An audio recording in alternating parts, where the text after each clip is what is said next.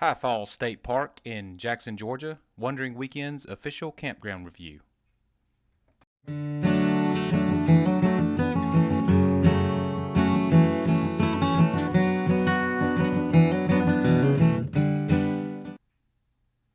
All right, let's jump right in it. First, accessibility. Distance from a major highway helped this score. It's only 1.5 miles off of I-75. The ease of maneuverability was pretty good. There's a little sharp turn if you're coming from the east, but most people will probably be coming from the west. Didn't hurt the score too much. There were some awkward campsites. You can see that in the picture there. Campsite 55, 54, 53, 51 were very awkward. Some of the most uneven campsites I've ever seen at a state park. So that kept this from getting a perfect score. It scored a 9 on accessibility. The scenery at High Falls was only a little bit better than average. We actually thought we were booking a site on the river, which the map makes it look like, but we were actually a significant distance away.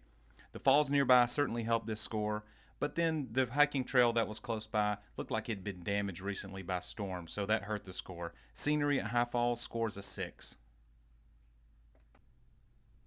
The atmosphere at High Falls was good. The staff was friendly. The size of campsites was very good. We didn't experience any parties. Relatively quiet. We had a dirt bike one night, but they stopped about 9 o'clock, and you felt very safe. Atmosphere, High Falls scores an 8. The value at High Falls is very similar to all the other state parks in Georgia. You can see that chart on wanderingweekends.com. We did get a little discount because we were camping in February, but it still kept us at a 5 in value. Comforts overall at High Falls were okay. There was a couple of neat dining options nearby. A lot of recreation, Dawson Trails, Indian Springs State Park, all within about 15 minutes. No real shopping to speak of.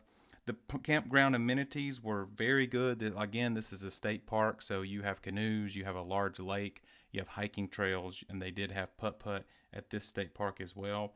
The campsite itself hurt the score a little bit, very average, just electricity and water. The privacy was decent. They were angled campsites, and they were very large, so that didn't hurt too bad. Comforts overall, High Falls scores a 7. And finally, kid-friendly, which again is very important to us at High Falls State Park. The playground condition was just barely above average, so it certainly didn't help the score. Recreation for kids is good. Again, state park, canoes, putt-putt, geocaching definitely helps this score.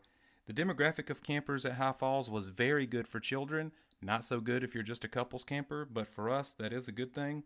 Lots of kids at High Falls State Park.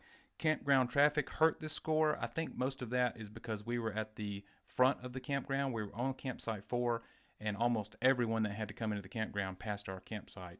So we were constantly watching the kids and getting them out of the street. Wasn't too terrible, but it didn't help. And finally, the campsite was suitable for kids. The river was down that culvert, and it had a stink bank, but it was so far away, I didn't think it'd be a major problem. Overall, kid-friendly, High Falls scores an 8. Add it all up, and the official Wandering Weekends campground score is a 43. I think that places it a little bit above average.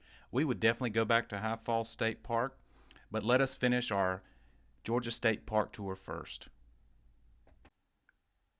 If you enjoyed today's video, tap our logo on the screen to subscribe. Hit the thumbs up button or join us over at Instagram on the handle you see on your screen.